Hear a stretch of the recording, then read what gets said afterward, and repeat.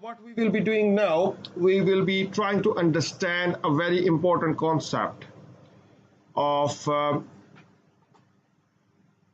ARP, Address Resolution Protocol, right? What is the use of this Address Resolution Protocol? Now, when you will be, as you know that when you are sending the packet or any packet from one device to another device, let's suppose if you want to send something, we will also understanding in this session that how this switch works, which we learned yesterday. We will see it today. We will demonstrate it, that how this switch works. Now, we know that if this device wants to send something to this device, he will need to have a destination IP address of that device, and he needs to have the destination MAC address, isn't it? Because if you see,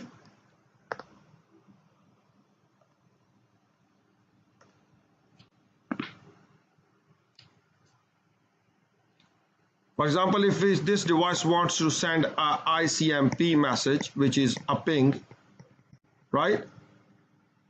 Echo, you know, ICMP echo. So he will need an IP address. He will need a destination, source and destination IP address. He will also need source and destination MAC address, isn't it? Yeah. So for example, if PC1 is sending, then it is like 192.168.1.1 will be the source IP address, and 192.168.1.2 will be the destination IP address. Okay, so when you ping it, you provide the IP address. Yeah, but what the MAC address you will be using. So this will be the MAC address of the. Let's do this from here. So you see that this is source MAC address, source IP address, and this will be, oh sorry, that will be your destination MAC IP address, and this will be your source MAC address, that will be your destination MAC address. But when you ping, normally what you will do on, how will you ping? You will go to PC, you will go to command prompt on PC1, and you will say ping 192.168.1.2, isn't it? That's what you will do. You have provided the destination IP address, but did you provide the destination MAC address to this PC? Right? You didn't. But it will need a MAC address of that device. Why? Because of this frame. You have this ping going to the source IP address, source IP, destination IP, right? Source MAC and destination MAC. So that is your source MAC, and this is your destination MAC. So he knows this one, he knows this one, but he also knows his own MAC address, and he can put it here. But he doesn't know this destination MAC address. So where he is going to look, where PC1 is going to look for the destination MAC address?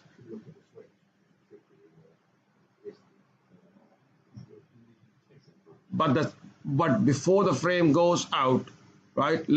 If I go to my switch at the moment, let's suppose if that is correct.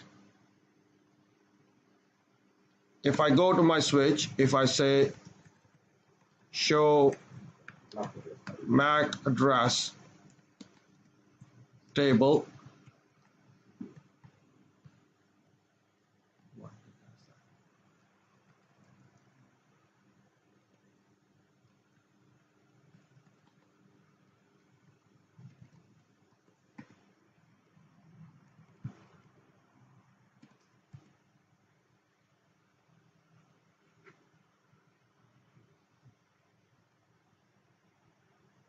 So if you see this MAC address table, it doesn't have all the MAC addresses, right? It doesn't keep all the MAC addresses. So switch needs to get the first frame to learn the MAC address. So that is not the good source where he can get the MAC address of PC2, right? So where he will be looking, remember that all of the devices in local area network, they keep a small record or small memory and where they can keep the IP address and the MAC address of the devices to which they have communicated before. And that is called ARP cache or ARP table. So every device, every host, it keeps ARP table. And if you see that in here in this PC, if I go to this PC, in command prompt, in Packet Tracer, if you see on desktop, if you go to desktop, you can see all these things. It's like IP configuration. You can see here, I can configure IP address 192.168.1.1 with IP address with the gateway of 192.168.1.254. I can configure that as well. I can click this and then I have command prompt here. I can use this command prompt and I can say IP, let's suppose I want to see the ARP table at the moment, ARP table, ARP-A. And if you see that there is no entry in the ARP table at the moment, it means it does not have any IP or MAC address configured. It has not learned any MAC address of any device yet. So it does not know the MAC address of PC2. But he needs that MAC address. Otherwise, he will not be able to send a frame to this PC2. And that is the requirement. Because in Ethernet frame, in Ethernet header, you will have to give a source MAC address and destination MAC address. So it cannot send a ping before it knows the MAC address of that. So what it will do, it will not have the MAC address, then it use the protocol which is called Address Resolution Protocol, ARP. So what is ARP? ARP is a kind of a broadcast message. It will send a broadcast message that is called ARP request. And that ARP request will go to the broadcast MAC address. Remember, we spoke about. So that ARP request will be going from this PC and from this source MAC address, and the destination MAC address in this ARP request will be the broadcast MAC address. So that would look like this ARP request. And that will go from the MAC address of PC1 to broadcast MAC address, which is FFF, right? And that will go to this switch. And what this switch will do with the broadcast MAC address, it floods it, right? It floods it to all of its ports, excluding the port from where it has received it, right? So that ARP request will go to all of these devices, even to router as well, but they will ignore it. They will ignore it. This PC2 will get that ARP request and then he will reply. First of all, what it will do, it will learn the MAC address of PC1 and it will put that entry in its own ARP table, and then it will prepare the reply. And when it will send a reply, that will put ARP reply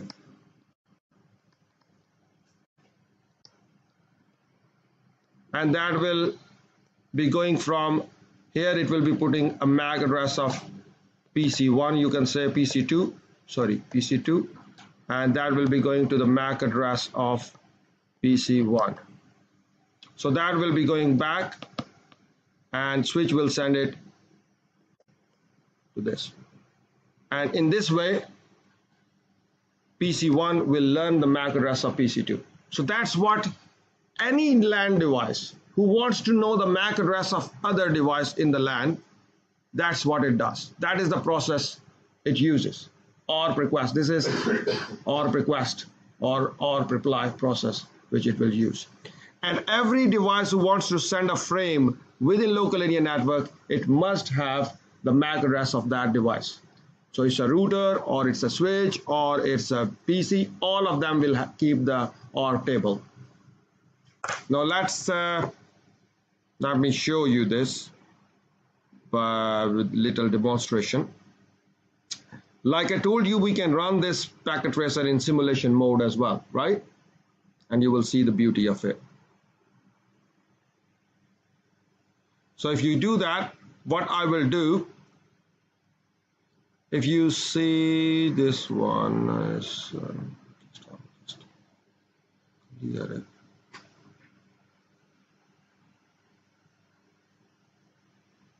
Let me just delete this one.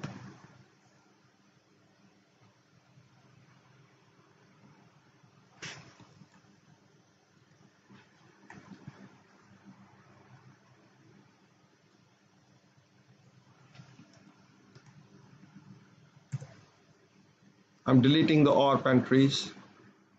I clear the MAC address table so that we know that there is no MAC address in the switch. So we will learn this MAC address ARP process, and also we will learn what we learned yesterday, that how this switch learns the MAC addresses. So if you see this here, I would want to send a ping from PC1 to PC2. Now if you see that this yellow thing, yellow envelope,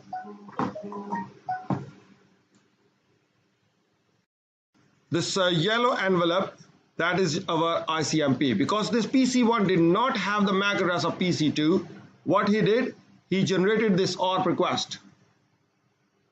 Yeah, this green one. If you see, this is ARP request. And if you open this ARP request, if I click on this green one, if you see that this one is going from this MAC address to this FFF, which I told you, it is going to the broadcast. It is going to broadcast it. And the source IP address is this, and destination IP address is this. It means that he wants to know the MAC address of 1.2. So that will, if I say capture and forward, it will send this ARP request. Now that ARP request came to this switch through FOSS Ethernet 01, and switch will see that, and it will see show MAC address table. See that it has learned the MAC address of PC1. Yeah? And then it will look at the destination MAC address. Of course, it is FFF. So what it will do, it will flood it. And that has gone to all the devices, but they ignored it. No one replied it. Only this device. If you see that ARP-A, if I see the ARP table of this one, he has got the entry in there now. He has learned it. If you see that this MAC address, he has learned, and he know the MAC address of that. And he prepared this reply, and in this reply, what he did, this reply is going from his own MAC address to the MAC address, because he doesn't have to put FFF, because he knows the MAC address of PC2 or PC1. So he put the PC1 MAC address in here, and it is going. Now, if you see, that will go to the switch. Now, when this frame comes from PC2, this switch will learn the MAC address of PC2 as well. Right? And this time, when switch will look at the destination MAC address, he knows that this is going to this MAC address, which is ending with C6AC, which is this one. So switch already know the MAC address where this one is connected. So he knows that this is connected on FOSS Ethernet 01. So he will forward it to that port. Right? And now he knows the MAC address of that. So he says that I am happy. I got this MAC address. So I can send this ping which you were sending before. Okay? So that is gonna go and that comes back, reply comes back, right? But next time, when you will be sending this next time, it will not need any MAC address because he already have the MAC address in its MAC table.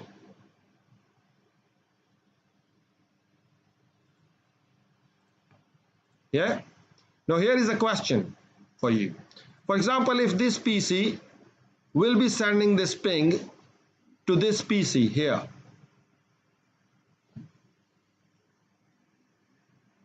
what would it be doing? Where would it be sending?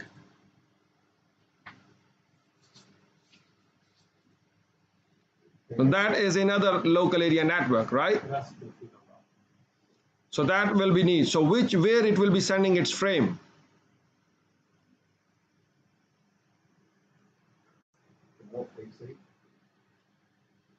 So he wants to send a ping from here to here.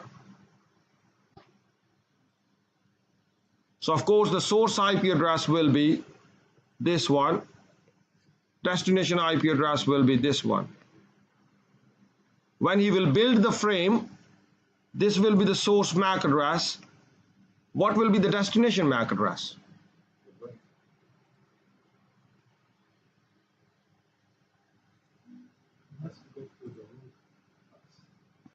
Will happen in this case.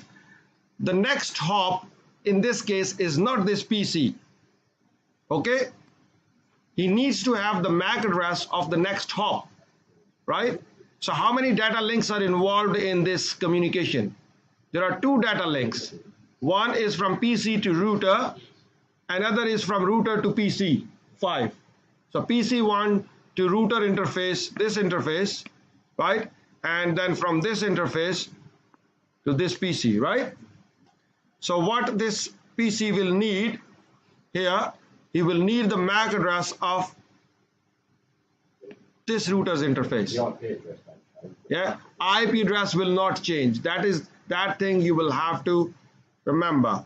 IP address does not change the whole path, but MAC address will change, or physical address will change at every hop. Okay, so here it will, PC1 will need the MAC address of this router. If he has the MAC address of the router, he will build the frame and send it to the router. If it does not have, what it will do? If it does not have the MAC address of the router interface, what it will do? Yeah, ARP request, which we just see that.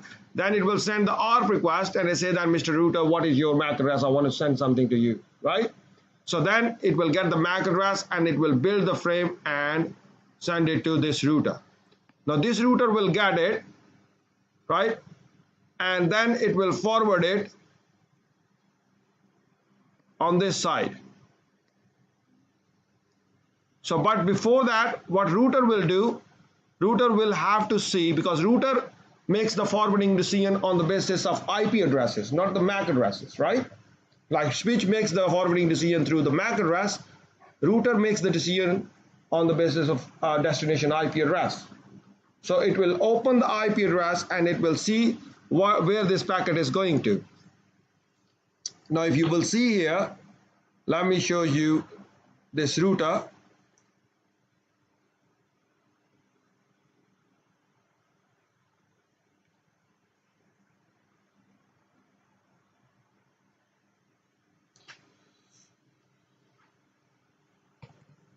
So if I show you this router, show IP interface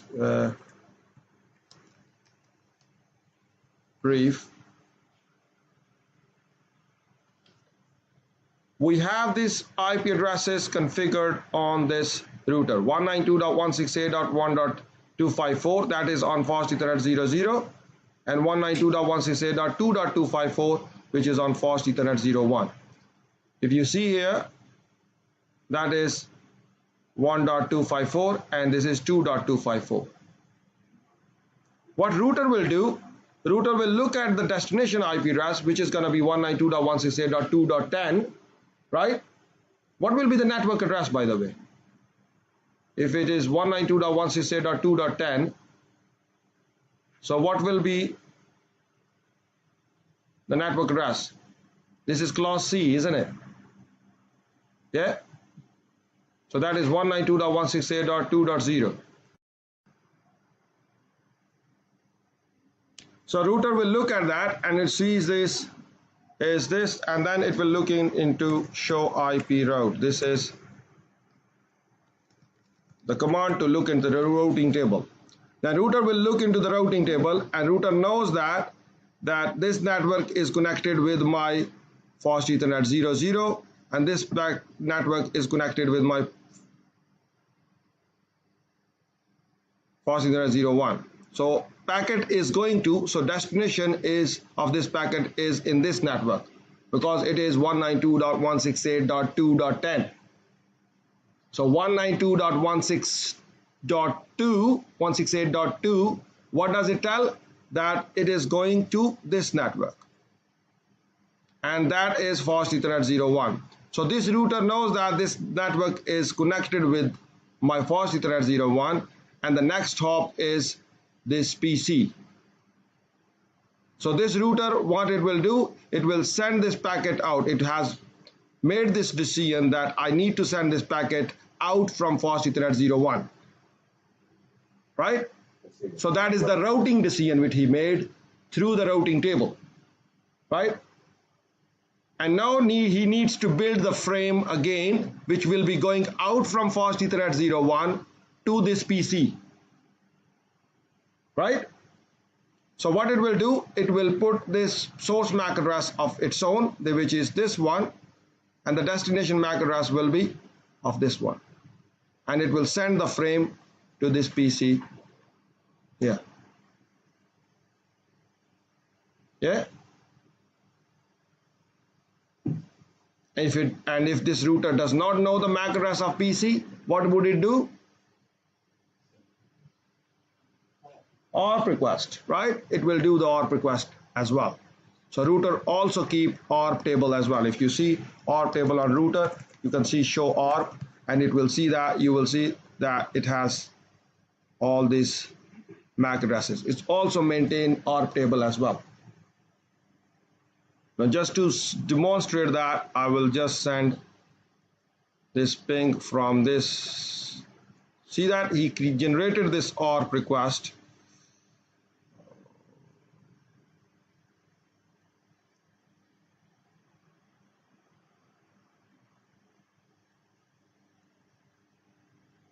Let me show from here to here. So he generated an ARP request because he didn't know the MAC address of gateway.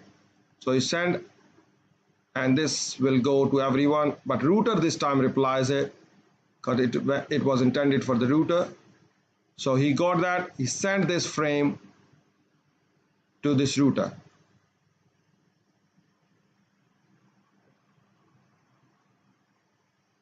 And I think there will be a no. So it will send this because he has the MAC address already in its table. So you see that he had the MAC address of this one. So he sent this PC, this frame directly to this one. Okay.